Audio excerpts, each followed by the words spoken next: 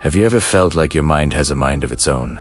One moment you're trying to focus, and the next, you're lost in a sea of distractions scrolling through your phone, thinking about your friends, or just daydreaming about anything other than the task at hand. If that sounds familiar, then you need to hear the story of Kabir. In a quiet, peaceful village, there lived a boy named Kabir. He was bright, talented, and full of potential. Everyone saw it in him. But there was a powerful force holding him back, a hidden enemy that lived inside his own head. His mind never, ever stayed still.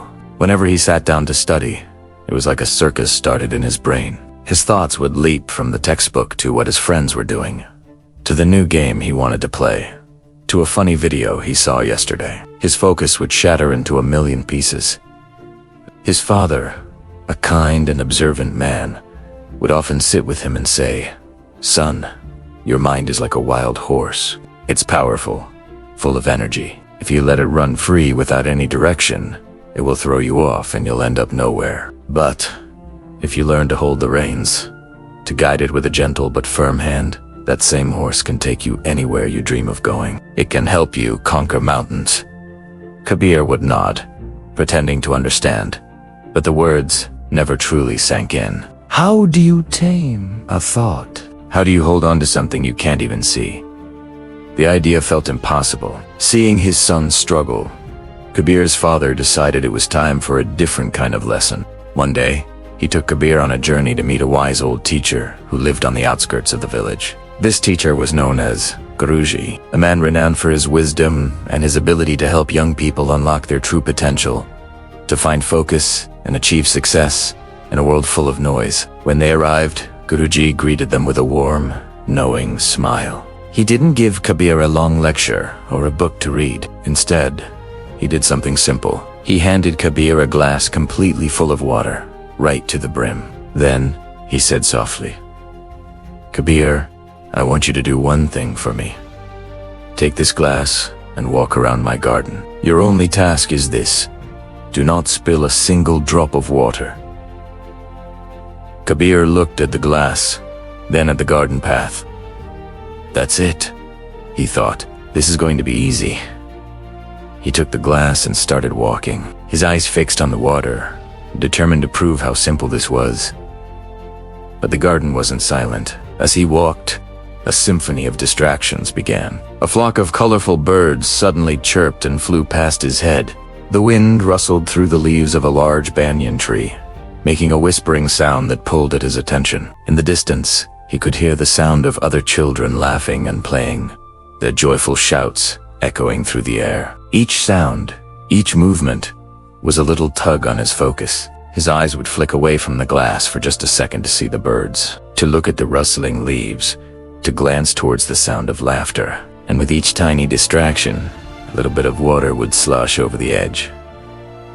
Drop, drop, drop. By the time he completed the loop and returned to Guruji, he looked down at the glass in shame. Nearly half of the water was gone. Guruji looked at the half-empty glass, not with disappointment, but with a gentle understanding. He asked simply, "Why did you spill the water, my boy?"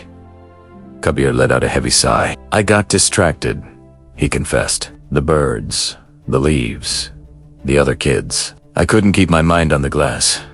Guruji smiled, and his eyes twinkled. "Exactly," he said, placing a hand on Kabir's shoulder. "This glass represents your goal. It could be your studies, your career, your dream, anything you want to achieve. The water inside, that is your focus, your energy, your attention, and the world around you. The garden, it is, and always will be, full of distractions." He paused, letting the words sink in. If you don't train your mind to stay on the glass, you will constantly spill your focus. And if you keep spilling your focus, you will lose what truly matters to you. You will arrive at your destination with an empty glass.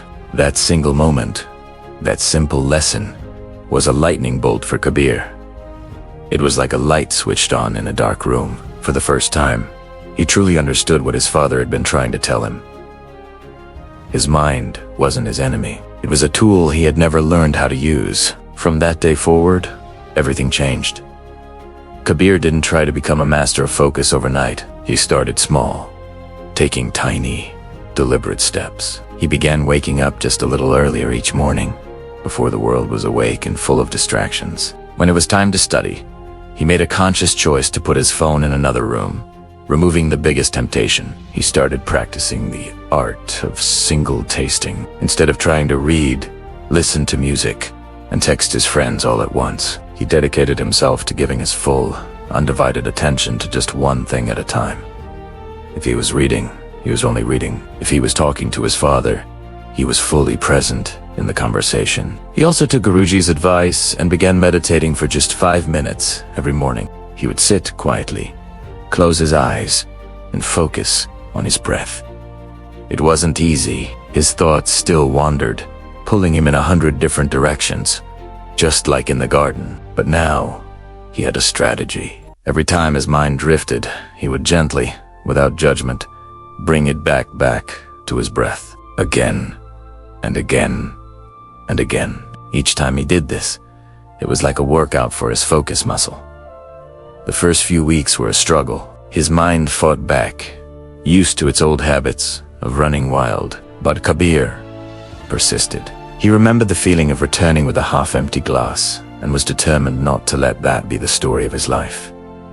Slowly, weeks turned into months, and Kabir started to notice a powerful transformation. It wasn't sudden or dramatic, but it was undeniable. His focus during study sessions became sharper, like a lens clicking into perfect clarity. The concepts he struggled with before now seemed easier to grasp. His grades, which had always been average, began to steadily improve. But it wasn't just about school.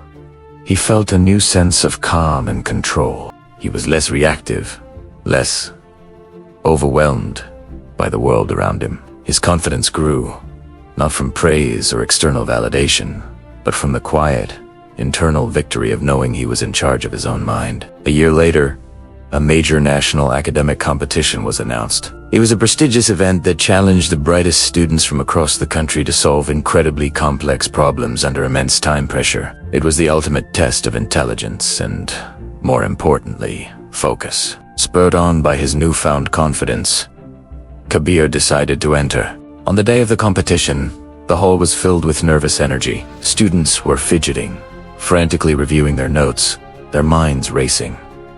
The pressure was immense, but as Kabir sat at his desk, he didn't feel panic. Instead, he remembered Guruji's garden. He remembered the glass of water. He took a deep breath, and as the clock started, he made a simple promise to himself.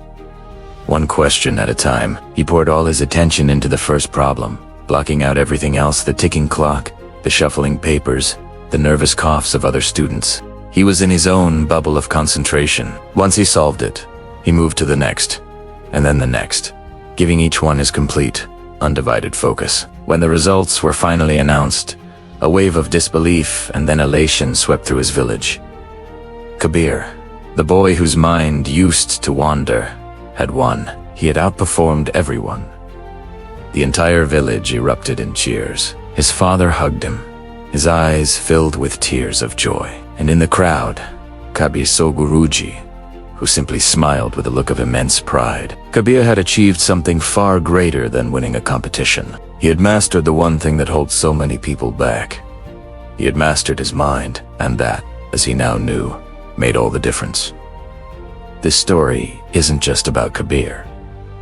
It's about you. It's about the untamed potential that lies within your own mind. If this story lit even a small spark in you, don't let it fade. Don't wait for the perfect moment. The journey to mastering your mind begins with a single, small step. Discipline your mind, and you will rewrite your destiny. Your next chapter begins right now. Start today. Thank you so much for watching. If this story resonated with you, please hit that like button and subscribe for more content to help you unlock your best self. We'll see you in the next video.